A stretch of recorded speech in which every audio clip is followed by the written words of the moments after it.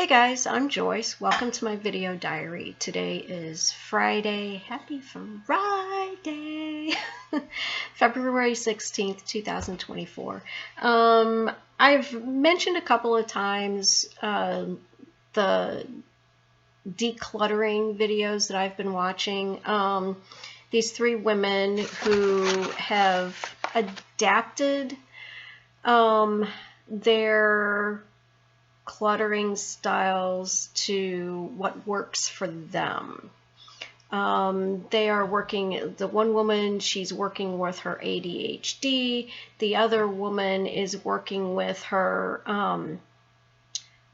I wouldn't, it's not this extreme, but let's say her hoarding tendencies.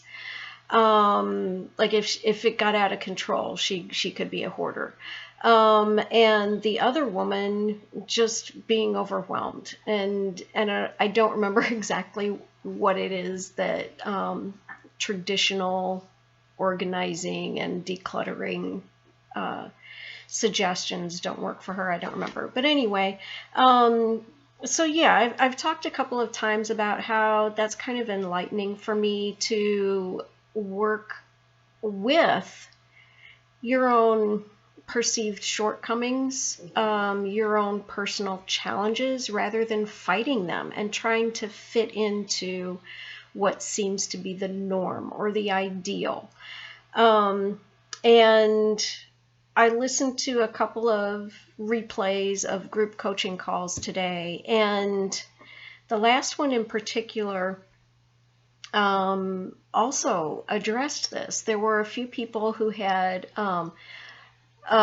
let's see, there was one woman who has, I forget what it's called, but she's hypersensitive. Basically an empath, I think, but she's hypersensitive. And there was another woman who ended up having some health crisis, and she is not able to function the way she used to, things like that. So there were a few people who are having to adapt themselves to what they want to do, or at least that's how they've been seeing it. But what Brooke was suggesting is, look, this is what you've got. You've got a sensitivity, a hypersensitivity condition, or you have an autoimmune deficiency, or whatever it is. This is, consider that a fact. That is your circumstance, and then just work with that, accept it and work with it. So yeah, this has been on my mind a lot lately, and I've been trying to think of, well, what are my shortcomings? What do I think are my shortcomings? What do I think is standing in my way of doing things that I want to do, of having the life that I want to have? And so that's what I did today. Actually, I referred to, I don't know if it's called a program or a course, but in Self-Coaching Scholars, there is, I'll call it a program. There's a program called How to Get It Done. And there's a whole workbook that walks you through thinking about, you know, things that you want to do and such. And there's a step-by-step with exercises. I have used this twice before. I've used this method twice before, and it works so well for me. I mean, when I actually sit down and do it, plan it all out, because that's the bulk of it, is planning it all out.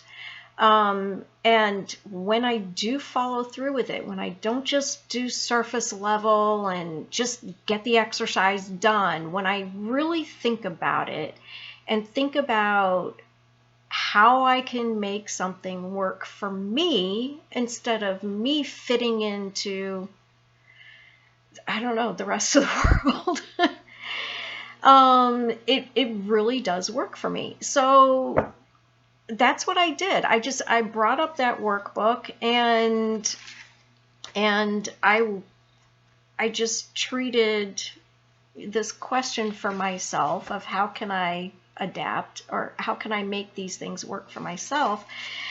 And I'm just going to go through that. I'm just going to go through the process, read out what I wrote. What I started off, I just kind of brainstorming, or yeah, just kind of getting some thoughts out of my head to prompt me.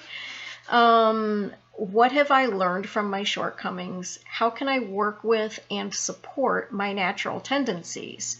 What are my natural tendencies, and what do I want? Actually, that last one is where I started answering the question. So in answering the question, what are my natural tendencies and what do I want? I naturally wake up at 7:30 in the morning. I like to stretch my body right after I wake up in the morning. I like to get dressed and make the bed before I feed everybody. I like to run my errands on Mondays and not have any other obligations after. I like to visit and have conversations on my errand days. And previously, I haven't been really allowing for that. I've been doing those things anyway, but then I feel really rushed when I get home. It's like, oh, I've got to do these other things. I better hurry and finish. And that's really not working for me, because all I end up doing is beating myself up for not getting those other things done. And I don't enjoy the process, of visiting with the people while I'm out, and just putting the groceries away, and enjoying how detailed I am with labeling my stuff, decanting the food, that kind of thing. Okay, so what else? I want to have time, fun, enjoyable, and rejuvenating time for myself besides just Friday night movie night. I look forward to Friday night movie night.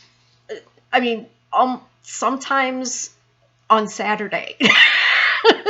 Sometimes on Saturday, I'm already looking forward to the next Friday. And I think that's causing problems for me. I think I need some more rejuvenating time, some more me time planned that I can look forward to besides Friday night movie night. I don't want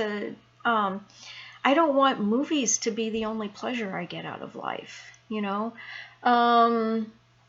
I want time for my knitting, guilt-free time for my knitting, for reading, for whatever it is that I feel like I just want to chill. I just want to enjoy myself, So that's something that I want for myself in my life, and I want to incorporate that into just my life. I just want to incorporate that along with my natural tendencies, such as getting up at 7:30 in the morning, waking up.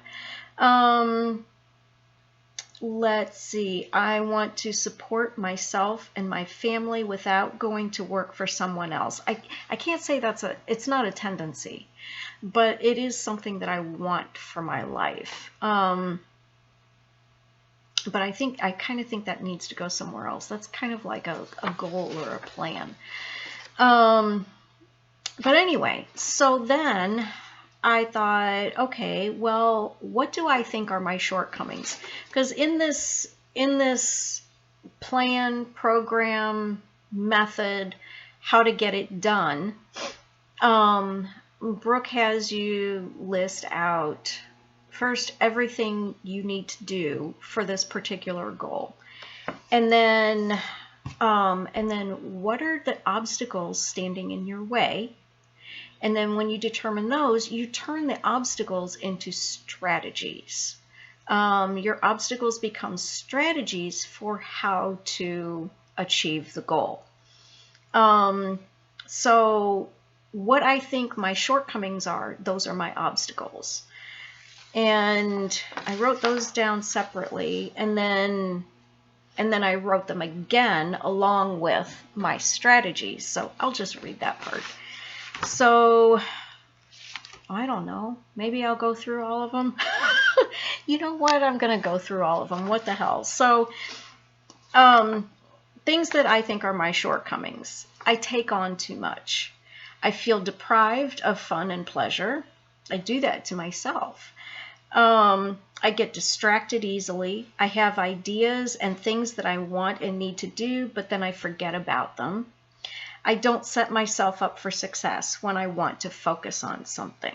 I don't follow through with my plans. I'm careless with money. Wow. I didn't think that would be an emotional thing for me. It's a judgment. It's a judgment about myself. I'm disappointed in myself. That's a recurring thing. That's why I'm emotional about it. Okay. I have a scarcity mindset with time and money. You okay, Lacey? I'm hard on myself. I procrastinate spending money for things that I need to purchase online. I insist on a certain lifestyle for me and my family without having a plan to support it. I start new things without finishing other things first. I stay up too late, and I don't take time to plan out my goals. Oh, I'm sorry, are you okay? Okay, so those are my obstacles. The things that I believe are my shortcomings. But those are things that stand in the way of me having the life that I want to have. Anyway, so I went through each one of those things and I answered them with a strategy. Okay, how am I going to deal with that? So the first one, I take on too much. And my strategy is I want to build a solid foundation for myself, which means saying no sometimes, probably a lot of the time, when people ask me for help, or when I feel like I want to help, even if somebody doesn't ask. I need to say no and remind myself of what my foundation is, which is taking care of my and my family's basic needs. Also, a strategy for taking on too much or not taking on too much. If I keep a schedule, I calendar my most important things and allow time for helping others, if that's what I truly want to do, then I won't take on too much. If I plan for it, I won't take on too much. Another shortcoming, I feel deprived of fun and pleasure. My strategy is I will schedule regular times each week for fun things for myself, which is knitting, reading, hanging out with my brother, other things like that. And I think Tuesdays will be a good time for that because twice a month on Tuesdays, I attend Fiber Guild meetings. And I figure, well, that is something that is fun for me, or at least it was when I wasn't the secretary and having to take notes while everybody's working on their projects. So yeah, I figure, well, that's twice a month. Why not every Tuesday at that time? Make that me time, you know? So anyway, I think that's something I will do. I get distracted easily. So strategies for that, I will create specific step-by-step instructions for myself in any task on my calendar. I have done this a few times and it really does help. I mean, it seems like kindergarten stuff, but I don't care. I don't have any mind drama about that. I mean, I don't judge myself for that. And it really helps. I mean, this isn't an example for me, but it is an example. Like, instead of putting on the calendar workout, it would be put on workout clothes. Get in the car, drive to the gym, get on the treadmill, you know, all of that stuff. It just really one specific thing at a time. Again, it's an example. But when I do that for myself, it really, really does help me. And it also helps put in perspective how much time it might take me. If I don't allow for, like when I'm going grocery shopping, I tend to put grocery shopping and running errands on my calendar. But what about gathering all the recycling, loading up the car with the recycling, and even breaking it down further? The cardboard recycling, the glass recycling, the metal recycling, getting my shopping bags and putting them in the car.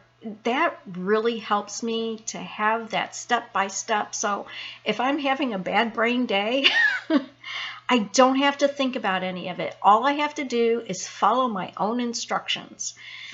So that is something that will help me when I get distracted, or help keep me from getting distracted. If I get distracted, I'll just pick up where I left off and not get upset with myself. Because that's not useful to get upset with myself about getting off track. I will make a note of things that grab my attention and make a time to do or address them later. Like if I have this thought, oh, I want to see if I can find information on how to insulate a crawl space. Well, instead of doing that right now, interrupting what I'm doing already and looking up information on how to insulate my crawl space, I'll just make a note of it. Just write it down and have a time on my calendar for revisiting those things and actually doing them. Another shortcoming, I have ideas and things that I want and need to do, but then I forget about them later. It's kind of the same thing. Make a note of it when I think about them. But I've also I will keep notepads with pens in every room of the house as well as in the car, and just collect them all at the end of the day to add to a to-do list, or maybe collect them at the end of the week and add to a to-do list. And have a time on my calendar to address those things and prioritize them. And maybe they're not things that are important right now, but I'll still put them on a to-do list from, maybe a month later. I don't know. I don't set myself up for success when I want to focus on something. And I know that may not be clear, but I'll read my strategies for that and maybe it'll make sense.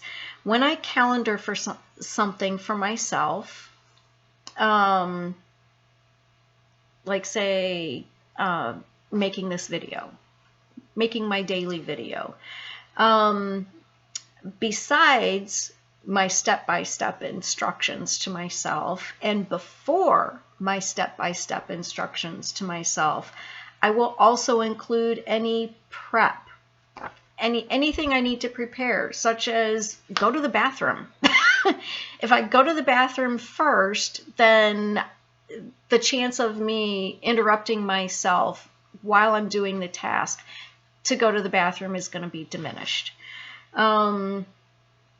Get a glass of water, because I don't want to be thirsty and have to get up and go get a glass of water or be distracted by me being thirsty. Get my purse, because maybe I'm going to want to make an online purchase. So get my purse now so I don't have to leave the room and get distracted by anything else in the house.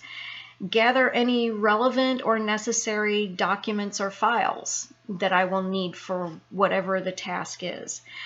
Remove the animals from the room. if I feel like I need to. That is a really big thing for me. And once I do get the studio and bedroom switched, I believe that will be easier for me to do. Also, in order to set myself up for success when I want to focus on something, install a keyboard tray on my desk. That would help me a lot, because then I'm not, juggling for surfaces, for writing and for typing. Move the distiller off my desk. I have a water distiller currently on my desk, and this is for my art. Distilled water is best for doing the marbling, the water marbling. So I purchased a water distiller some time ago. And when I started moving things from the studio into here, I just put it on my desk. I was trying not to bring all of the furniture in here, but I have determined that I do want a separate piece of furniture to put the distiller on. So anyway, that's why that is part of setting myself up for success when I want to focus on something. When I want to focus on something in here at my desk. Another shortcoming, I don't follow through with my plans. That's actually not entirely true, but it does happen. So strategies for that are using Brooke's How to Get It Done method of planning, because it really does work for me. I know it does. It breaks it all down. It encourages me to break it all down, Give myself room in my schedule for free time and emergencies. Especially emergencies, because that's the thing about emergencies. They emerge. When you don't expect them. That's the nature of emergencies. And I do have emergencies with the animals in particular, but now my dryer, I mentioned something about laundry in my dryer, or maybe it was my dishwasher. It was my dishwasher. So my dishwasher is not working. I have been washing my dishes by hand for the past 3 days, I think. It takes me extra time to do that. My clothes dryer is now not working.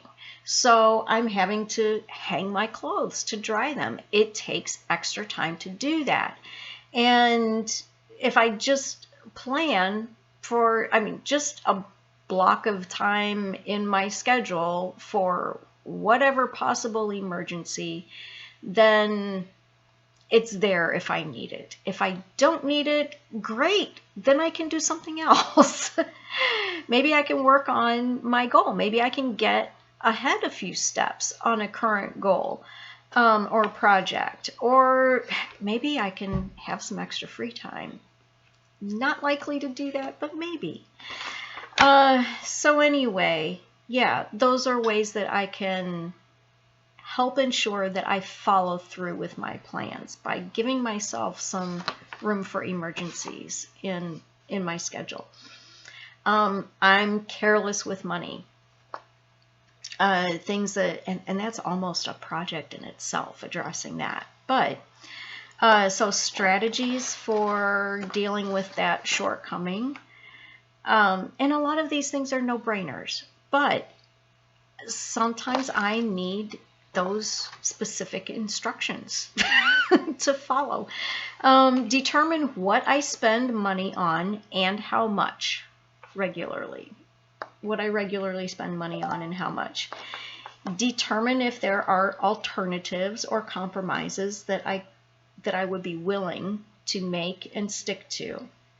And that is a difficult one for me. I go back and forth about it. But if I actually take the time to really think about it and really brainstorm it, I think I could come up with a decision and not end up going back and forth about it.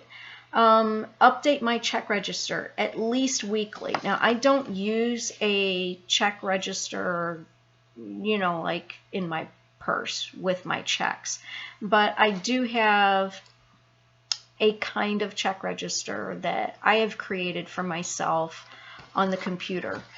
And I've not been using it. I've not been updating it. My purse, I let it get stuffed full of receipts. And then when it's just unbearable, I take them out and I put them in a basket, which is better than having them scattered all over the place. But they're still not entered into my check register. So update my check register at least weekly. Have a single, easy to access place for keeping receipts that have not been entered yet. Not my purse. So it's like every day I want to take any receipts out and put them in this place that will be dealt with sometime during the week that I've already planned ahead of time. Use my Live Enlarge spreadsheet. This is something actually that I created for my dad when he asked for help with managing his spending. At first I called it a paycheck to paycheck spreadsheet because that's the feeling that I believe, or the thought that creates the feeling of scarcity and uncertainty that drove me to create this spreadsheet. And it's basically, I shouldn't go into it too much. Basically takes a whole year and fills in all of the regular expenses, the groceries, the rent or mortgage, the gas, but not just that. Also, it's like the what do I have annually? Okay, once a year, I have a long-term care insurance policy that needs to be paid. And that's easy to forget in your regular monthly planning, if you even plan, which I don't, but I haven't been. So, and car insurance, personal property tax insurance, real estate tax, not personal property insurance, personal property taxes, real estate taxes. My real estate taxes are escrowed with my mortgage, but there's the personal property taxes. So there are expenses that happen not every paycheck and not even every month that can be easy to forget. I mean, when they come up, they're very often large expenses. And, if you already feel strapped financially, that can really sink you, and you may just not pay it. Or you just really, really struggle for a few weeks or even a month with your regular stuff in trying to pay this. Anyway, so this spreadsheet accounts for an entire year. So it's your regular expenses and those large, just periodic expenses as well, even if they're not large. So I fill in the whole year with all of that. And it's like a check register, but it's future focused. You can see, let's say it's February. When this whole spreadsheet is filled out, you can see in December, or let's say October, you can see where you've got this expense coming up. And you could make more money in the meantime. You could set aside money to allow for that. But you can see what your overall balance is or will be at that time. And you can make adjustments if necessary. So anyway, I was using it myself actually, and my dad was 72 when he asked me to help him with this. And he had he had asked me periodically since, I don't know, I guess since he and my mom got divorced, he had asked me to help him with his finances. And I would say it never worked. And when he asked me when he was 72, I had this thought that, look, this is just who he is. He just doesn't manage his money well. And I'm okay with that. It's not my problem. He's asked me for help. I'm going to help him the way that I know how. And this is for him to do. The work is his, not mine. All I can do is offer a tool. And, you know, I knew that nothing was going to change. You know, this is how he had been his whole life. But you know what? He did. He did the work. He took the tool, and every month I updated him. I updated the spreadsheet, told him how much he had available to spend for the month. And, you know, he still took stuff to the pawn shop periodically so that he could have cash. But he knew where he stood with his finances, and it made such a huge difference for him that he no longer had overdrafts. You know, he was no longer in the hole. He was still pretty much living paycheck to paycheck, but he was doing it. He wasn't suffering for it. Anyway, that was a big whole aside. So, like I said, I have used this spreadsheet for myself too, and getting back to using this spreadsheet is one of the strategies that I intend to use for my shortfall with money, with me being careless with money. And neither my dad nor I liked the name paycheck to paycheck. I mean, and it really is a bad way of looking at it. So that's why I renamed it to Living Large. Because if I do follow this, if I am careful with my money, that it will help me live large. You know, even if I don't have $1 million, I will feel like I'm living large if I'm not in the hole, if I don't feel like I'm struggling with money. That's living large, in my opinion. Anyway, so another strategy for dealing with me being careless with money is create a system from, you know, all of these things that I've just mentioned. Make the system simple and easy to use and good enough to move on. Getmo. And I've mentioned that before too. I think it was Cass of Clutterbug. She talked about hearing somebody else's podcast or just hearing him speak. And he was talking about Getmo. How, you know, you can just make something good enough to move on. Don't be a perfectionist, you know. And Brooke calls it B- work. Do the B- work, and then if you have time later to perfect it, great. Do that later.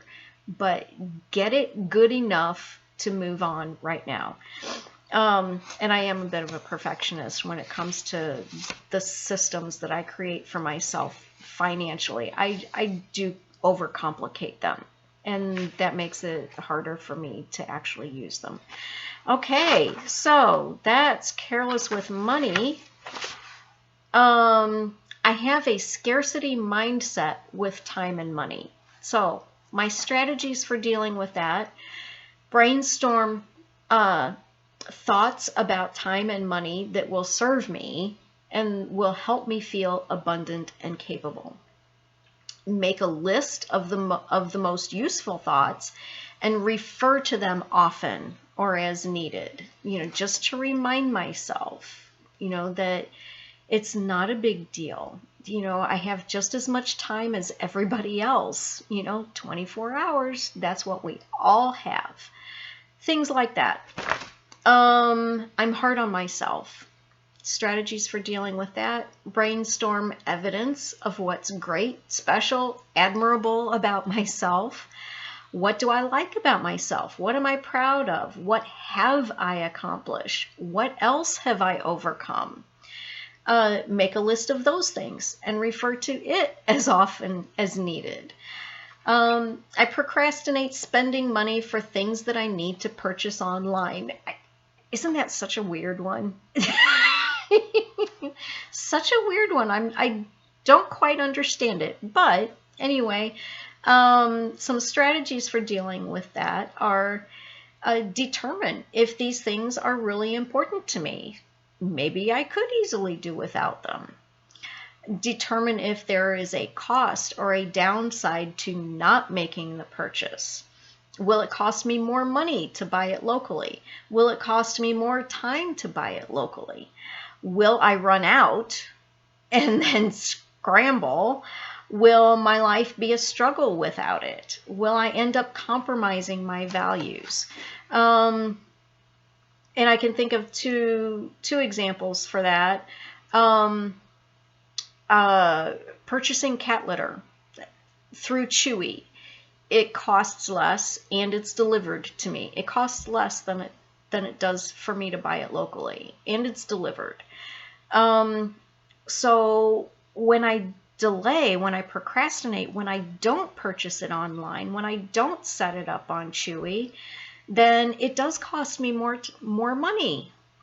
I'm wasting money by having to buy it locally. And then it's part of my errand day. I have to take the time to go and purchase it. And sometimes they don't have it.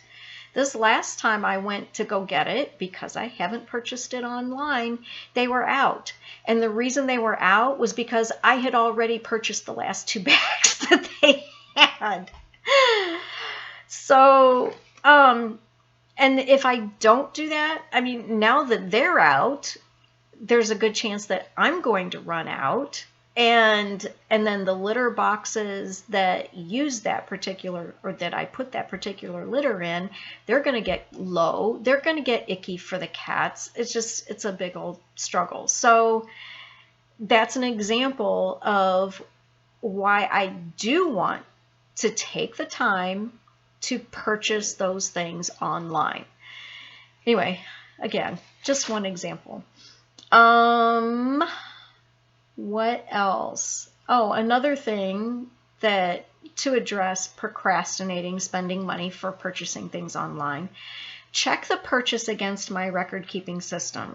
Treat it like any other receipt, because that's part of the thing that I'm concerned about, is that I'll forget about it. I'll have to look it up on my bank statement, try and figure out what that was, So if I print out the invoice or the receipt, because you can do that. This is 2024, Joyce. So if I print out the invoice or receipt and put it with my other receipts, then I can treat it at the end of, whatever time of the week, just the same as my other receipts. I insist on a certain lifestyle for me and my family without having a plan to support it. And part of that lifestyle is the food. The food that I eat, the food that I want to offer my animals to eat, that's important to me. And I really don't want to compromise on that. I want us to be physically healthy. But I have not made a plan to support that. And that's financially. I've not made a financial plan to support that. Lacey wants to go out. I'm going to pause. Okay, so anyway, all right, the strategy for addressing insisting on a certain lifestyle for me and my family without having a plan to support it, the way I will address that is determine how much money I need to support my desired lifestyle annually. I'm not talking about creating a budget in the traditional sense. I'm talking about how much money is it going to take for me to live the way that I want to live, minimum baseline, determine how much that is in a year, not in a month, in a year. Brainstorm different ways that I could generate that money. Take the Tizzit Roadmap course, which is something that I signed up for to help me build my business, build my art business. And I've kind of started and stopped it a couple of times, but that is one way to generate money, is through having an art business. And so taking the Tizzit Roadmap course is one thing that I can do. And just make a plan. You know, after brainstorming different ways that I could generate money, pick one based on maybe supplies that I already have that I don't need to purchase. Maybe these are services I could provide that I don't need to make a purchase for. I can just offer these services. But once I do that brainstorm and pick something to do, pick something to try, then make a plan.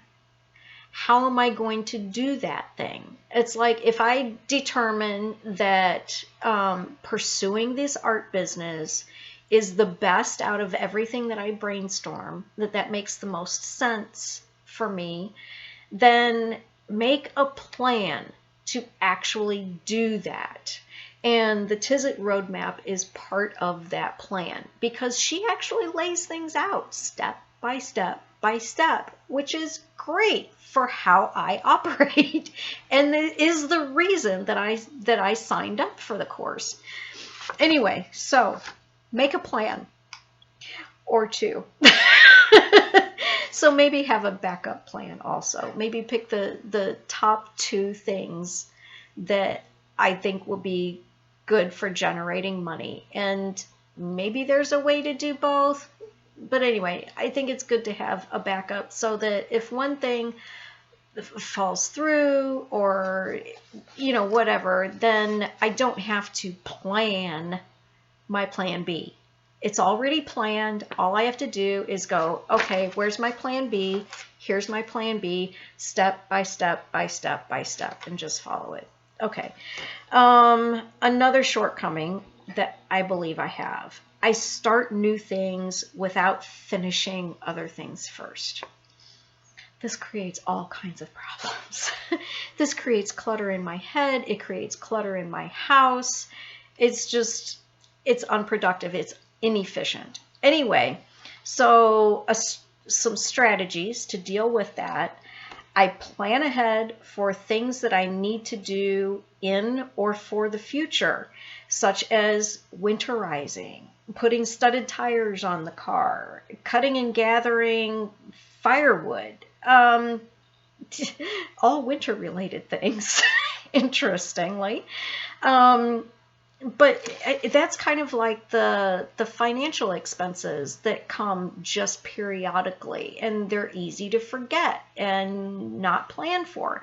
So these are also tasks that I want to plan for that are just periodic things, but I want them in my calendar.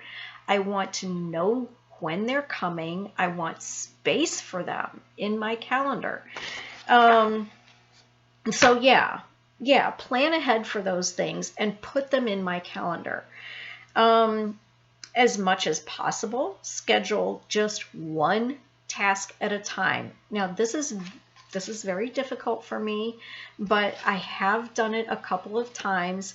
It's like, what is one thing that I want to get done today? And for me today, the one thing that I want to get done is to do the tax return for my friend who asked me to do it, and I told her I would do it. So there are other things that I have done today.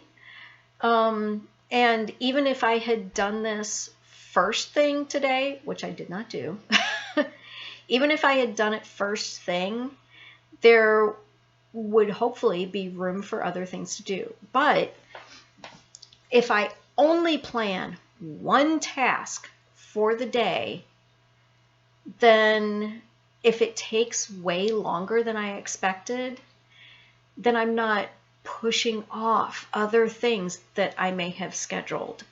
If I had scheduled 5 things and I end up only completing the one thing, then I'm not pushing those 4 things off onto the next day, which is also very frustrating for me. And it sets myself up for judging myself and just feeling like shit, you know? So, and if I do get the one thing done, then I can just go back to my big to-do list and pick another thing. So that's something that will help me do one thing before I start something else. Also, refer back to my foundation. What is truly most important to me? What will bring the most value to my life or to my day today? Yeah, and so that will help me focus. It will help me finish things that I'm starting. If I've already determined that this thing that I'm doing is going to bring me the most value today, then that's what I want to do. I don't want to let myself get distracted and move on to something else. Not yet. There's time for that later. Anyway, another shortcoming. I stay up too late. So a strategy for dealing with that is for 1 week, keep a log of what I'm doing throughout the day, all the videos that I watch. And I think it will be helpful for me to say specifically what videos I'm watching, because there may be a pattern. Maybe there's some research that I want to do. And so researching a particular thing may be something that I want to allow time for in my calendar. Maybe during off time that is scheduled. So yeah, keep a log of what I'm doing throughout the day, videos watched, email, whenever I stop to read or process an email, any housekeeping I do, walks with Joni. My cat Joni, she will typically once a day, she will come to me for attention.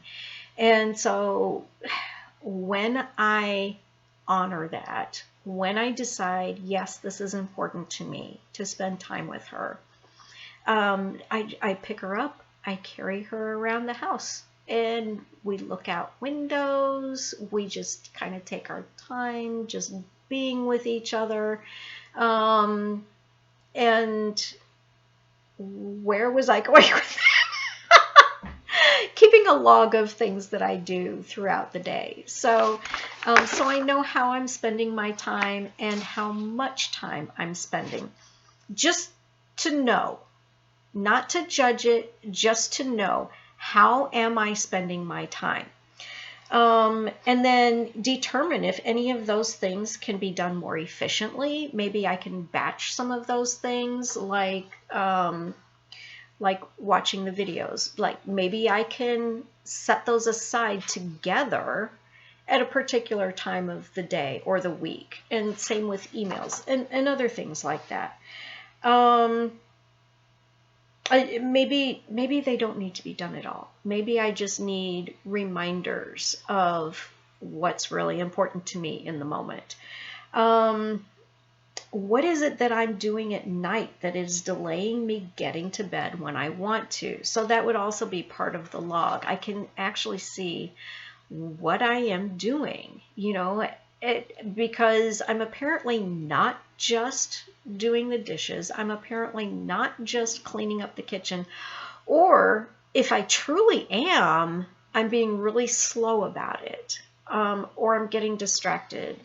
But yeah, so keeping a log not just in my head, because I do notice these things in my head, but I think having it on paper will really help me see what is it that's standing in the way. Just like this list, what are my obstacles? So then I can form a strategy for dealing with that and for not staying up too late.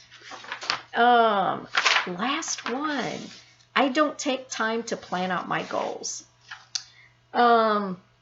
So my strategy for dealing with that is calendar time for that planning. Instead of putting on my calendar, switch the bedroom and the studio, get that project done. Actually, calendar time for planning out that project. Not just jumping right into it, because I do need to plan it, doing that step by step for myself, so that all I have to do is follow my own instructions. So yeah, calendar time for planning that. Calendar just one goal at a time, and that's related to completing one thing before I go on to another thing. So calendar just one goal at a time and nothing else until that goal is complete. Allow time for forgotten tasks or emergencies in my schedule. And I think I've addressed the emergencies before too. But forgotten tasks, because a lot of the time I'll get that'll be my delay. Is like, oh yeah, I forgot about the food delivery today. The pet food came today, and I forgot about that, and I didn't allow time in my schedule for it. So then something's going to get bumped, because that putting away the pet food is a priority for me, especially right now in the winter or even in the summer when it's really hot. I can't let the food sit out there on the porch, or, a can might bust or it might spoil, stuff like that. So yeah, allowing time for forgotten tasks or emergencies in my schedule. Yeah, just having a little block of time that I can shuffle around. Brooke calls it overflow time in her program Monday Hour 1, her method of time management. Okay, so yeah, that was a really long one, but I don't know, maybe if you struggle with things like that, maybe this will help give you an idea for, I don't know, maybe if you deal with some of those particular obstacles, maybe that'll help give you some ideas for strategies. Or maybe the whole process is something that you want to try to implement for yourself. And besides that, it's my diary. Ultimately, this is for myself in case I ever want to refer back to it and see how far I've come, kind of like Facebook memories. Maybe next year I'll take a look at this entry and go, wow, I've really come a long way. So anyway, that's it for today. Hope you guys are well, and I'll talk to you later. Bye.